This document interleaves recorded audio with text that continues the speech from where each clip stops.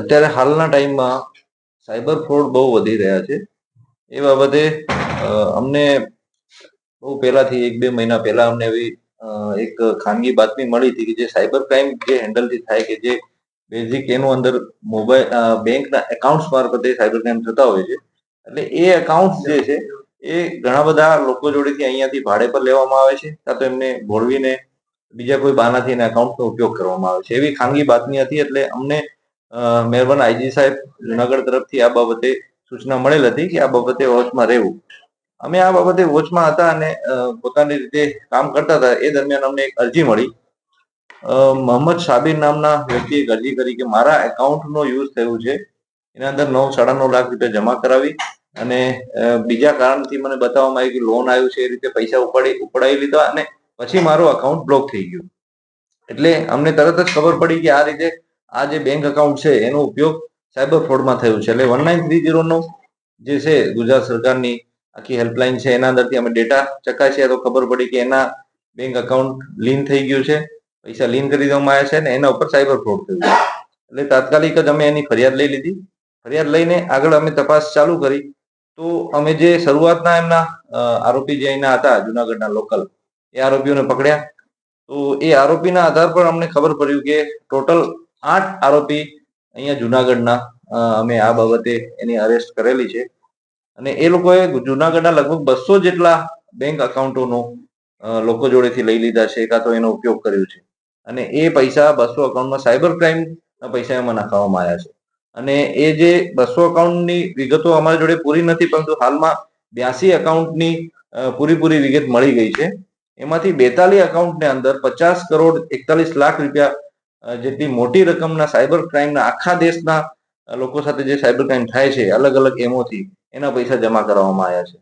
અને એ પૈસા અહીંથી ઉપડી ને પાછા હવાલા મારફતે જે એના મૂળ જે આંકાઓ છે જે સાયબર ક્રાઇમ કરે છે એ બાજુ જતા રહે છે. એટલે હાલમાં અમે જે એકાઉન્ટ પ્રોવાઈડ કરનાર જે એજન્ટ્સ છે એ એમની ધરપકડ કરી છે અને આગળ એ પૈસા ક્યાં મોકલતા હતા અને કઈ રીતની આગળ એની મોડસ ઓપરેન્ડી છે એની તપાસ ચાલુ છે. આના તમામે તમામ આરોપી હાલ જે અમે ધરપકડ કરી છે એ જુનાગઢના જ છે. એમાં એક અભિષેક નામનો વ્યક્તિ છે જે અમદાવાદ રહે છે બહુ ટાઈમથી, છે મૂળ જુનાગઢનો.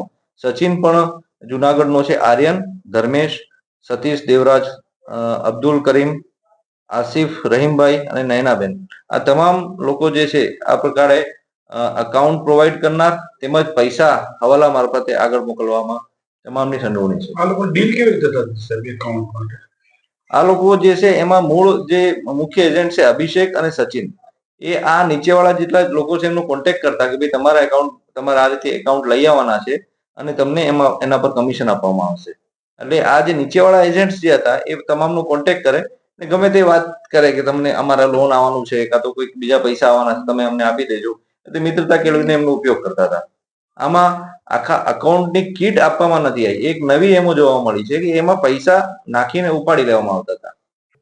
આજથી લગભગ એકાદ મહિના પહેલા અમારું જે રેન્જ સાયબર પોલીસ સ્ટેશન છે એમના પોલીસ ઇન્સ્પેક્ટર શ્રી નાયકને માહિતી મળેલી કે જુનાગઢ અને આજુબાજુના જિલ્લાઓ ગીર સોમનાથ, પોરબંદર, દેવભૂમિ દ્વારકા, રાજકોટ વગેરે જિલ્લાઓમાં એક ગેંગ કાર્યરત થયેલ છે જે ખાતાધારકો હોય બેંકના એમના સંપર્ક કરી અને આખા ભારતમાં જે સાયબર ફ્રોડ થઈ રહ્યા છે એ સાયબર ફ્રોડના જે વિક્ટીમ લોકો જે ખાતામાં નાણાં જમા કરાવતા હોય એ આ ખાતામાં જમા કરાવે છે અને આ જે ખાતા ધારકો છે એમને કમિશન ઓફર કરી અને આ જે ફ્રોડના નાણાં છે એ લોકો નાણાં ઉપાડી લેતા હતા અને કમિશન જે તે ખાતા ધારકને આપતા હતા. અને આ જે નાણાં ઉપાડેલા એ નાણાં આ ગેંગ પૈકીના અમુક સભ્યો આંગળિયા અને અન્ય હવાલા ચેનલ મારફત અન્ય રાજ્યના અન્ય શહેરોમાં મોકલતા હતા. આ પ્રકારની જે બાતમી હતી એના આધારે કામગીરી ચાલુ કરેલી. ત્યારબાદ એક જે ખાતાધારક હતા જેમને ખાતાનું આ રીતે મિસયુઝ થયેલો એમના દ્વારા સાયબર પોલીસ સ્ટેશનનો સંપર્ક કરતા એમની ફરિયાદ લેવામાં આવેલી છે. BNS અને IT એક્ટની જુદી કલમોની છે. ત્યારબાદ વધુ તપાસ કરતા લગભગ જે મેઇન આરોપી છે જે અમદાવાદના છે એમને પૂછપરછમાં કબૂલાત આપેલી કે 200 કરતાં વધારે ખાતાઓ એમને આ રીતે મેળવેલા છે. એ પૈકી હાલ અમારી પાસે 82 ખાતાઓની વિગતો આવી ગઈ છે. 82 પૈકી જે 42 ખાતા છે એનું એનાલિસિસ કરતા આ જે તમામ ખાતાઓ આખા ભારતમાં જ્યાં જ્યાં સાયબર ક્રાઇમની કમ્પ્લેન થઈ છે એ લગભગ 50 કરોડ કરતાં પણ વધારે રકમની ફ્રોડ થયેલું છે. અને એ પૈકી ઘણી બધી રકમ આ જે 42 ખાતાઓ છે જુનાગઢ અને આજુબાજુના જિલ્લાઓમાં એમાં આવેલી છે.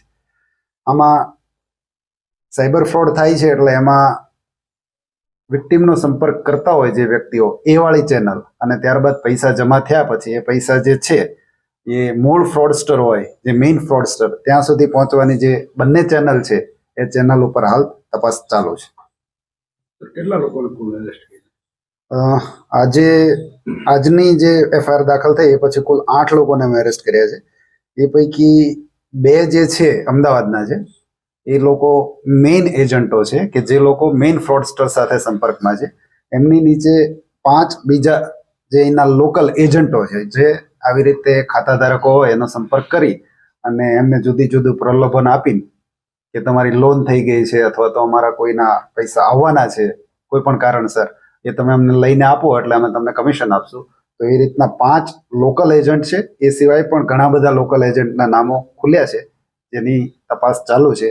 અને એક જે મહિલા છે ખાસ એ આજે નાણાં ઉપાડી લેતા હતા ખાતાધારકો એ પૈસા હવાલા અને આંગળીયા મારફત અન્ય શહેરોમાં મોકલે છે. આમ કુલ 8 આરોપોની ધરપકડ કરવામાં